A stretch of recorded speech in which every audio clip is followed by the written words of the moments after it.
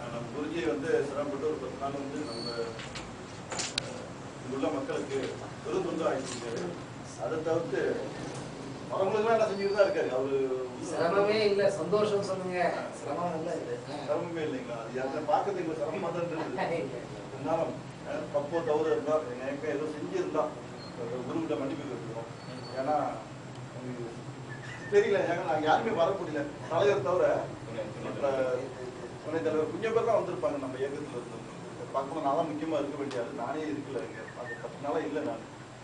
அதுக்காக நானே மன்னிப்பு கேட்டுக்கிறேன் உங்ககிட்ட. வேறு என்ன சொல்கிறதுன்னு தெரியல. அடுத்த டீம் வரலாறுனா முன்கூட்டியே நாங்கள் சரிப்படுத்திக்கிறோம். எல்லாம் நல்லதாக இருக்கும். அது நீங்கள் பேசுறீங்க, அப்புறமா பேசுகிறேன். சரிங்க, சொல்ல போகிறீங்க. போக மாட்டார். உட்காருங்க உட்காருங்க, நீங்கள் உட்காருங்க, அவர் பேசுகிறோம். பேசுங்க, ஒரு நிமிஷம் டைம் இல்லை. அனைவருக்கும் மாலை வணக்கம். கடந்த 10 நாட்களாக நமது முதியோர் சங்கத்திலே நடைபெற்ற ஆரோக்கியம் மற்றும் ஆனந்த பயிற்சி வகுப்பிலே படம் பிடிக்கல 20 பேர் கலந்து கொண்டனர்.